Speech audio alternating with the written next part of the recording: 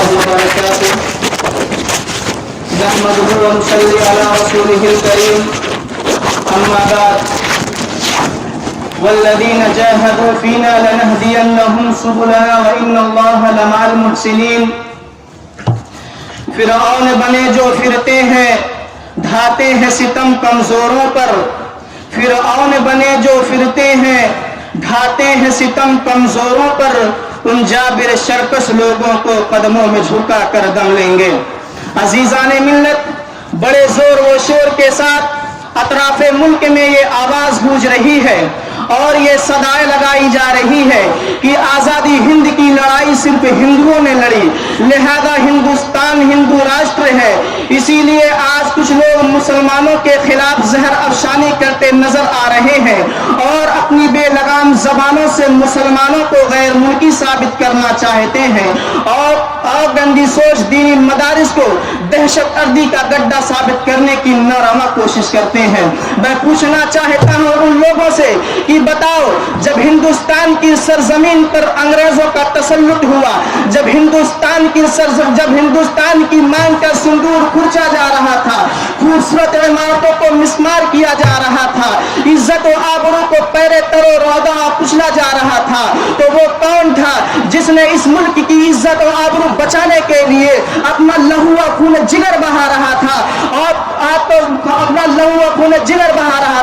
آج تم ہم سے سند وفا مانگتے ہو. سورج سے زیادہ روشن تحریک آزادی کو اور ہمارے کردار کو مشکور نگاہوں سے دیکھتے ہو تو سنو، ہم ملک کے رکھوالے اور محافظ ہیں. احسان فراموش تو تم ہو، تمہیں آزادی کی فضائیں ہم نے دی. یاد کرو اپنے ماضی کو، جب تم انگریزوں کے چنگل میں جکڑے ہوئے تھے، سانس لینے کی تم کو مہلت نہیں تھی، تو اس ملک میں پرورش پانے والا کوئی مائی کا لال اتنی جرات نہیں کر سکتا تھا کہ وہ ملک کی وہ انگریزوں کی حکومت کو للکار سکے اور دنیا کی سپر پاور طاقت کا مقابلہ کر سکے اور اس پر آواز اٹھا سکے. سب سے پہلے جس نے آواز کو اٹھایا وہ شیر دل انسان، خدا ترس انسانیت کا مسیحا، شاہ ولی اللہ محدث دہلوی کا فرزند شاہ عبد العزیز دہلوی تھا. شاہ عبد العزیز دہلوی نے کہا تھا ملک میں انگریزوں کے خلاف جہاد کیا جائے اور ملک ہندوستان کو آزاد کیا جائے. ان کا یہ فتویٰ انگریزوں کے لیے خطرناک تھا، انگریزوں کی نیندوں کو حرام کر دیا تھا. انہی آواز کے سہارے علماء ہند، خاص کر علماء دیوبند اپنے سر پر کفن باندھ کر ملک کو آزاد کرنے کے لیے میدان میں نکل پڑے. پھر تاریخ نے دیکھا علماء کو توپ کے منہ پر باندھ کر گولا داغ دیا جاتا ہے، پھانسی کے پھندے پر لٹکا دیا جاتا ہے، فضائے آسمانی خون سے رنگین ہو جاتی ہے. علماء کو بوریے میں بند کر دریا میں ڈال دیا جاتا ہے، علماء کو بوریے میں بند کر دریا میں ڈال دیا جاتا ہے اور یہ کہا جاتا ہے اے عالموں صرف تم ایک مرتبہ یہ کہہ دو 1857 کی جنگ آزادی میں ہم شریک نہیں تھے، ابھی چھوڑ دیے جاؤ گے. سارے علماء پھانسی کے پھندے پر لٹک گئے، آگ کی دہتی ہوئے تندوروں میں جل گئے، پک گئے، مگر کسی نے انگریزوں کے سامنے اپنی گردن کو نہیں جھکایا. اتنی قربانیوں کے بعد ہمارا ملک آزاد ہوا. اگر میں یہ کہوں کہ سرزمین ہند کو علماء کے خون سے دھویا گیا تو کوئی مبالغہ نہیں ہوگا،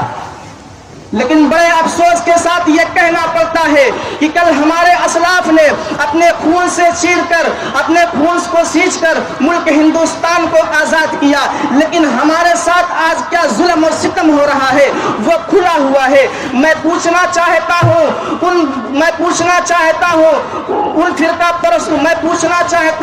ان فرقہ پرستوں سے، ان تعصب پرستوں سے، ان آزادی کے نام لیواؤں سے کہ بتاؤ کیا آزادی اسی کا نام ہے کہ جو چاہے اسلامی قوانین میں مداخلت کرے، جو چاہے مسلمان کو دہشت گرد کہے، جو چاہے دینی مدارس کو دہشت گرد کا اڈا بتائے، جو چاہے علماء کو سلاخوں کے نیچے، جو چاہے علماء کو سلاخوں میں ڈال دے، جو چاہے قرآن میں تحریف کا مطالبہ کرے؟ اگر آزادی اسی کا نام ہے تو ہم ایسی آزادی پر لعنت بھیجتے ہیں. ہم ملک کے حصے دار ہیں، کرایہ دار نہیں. ہم حکومت سے یہ کہنا چاہتے ہیں، ہم حکومت سے یہ مطالبہ کرنا چاہتے ہیں، اگر تم ملک کی حفاظت چاہتے ہو، ترقی چاہتے ہو، تو مسلمانوں کو وہ حق دو جو جمہوریت کے آئین سے ملتی ہے، تبھی ملک جا کر آزاد اور آباد ہو سکتا ہے اور ترقی کر سکتا ہے۔ تمہیں مبارک حکمرانی مخالفت ہم بھی نہ کریں گے، تمہیں مبارک حکمرانی مخالفت ہم بھی نہ کریں گے۔ اگر شریعت پر ہاتھ ڈالا تو نہ تم رہو گے نہ ہم رہیں گے۔ وآخر دعوانا ان الحمدللہ رب العالمین۔ ماشاء اللہ،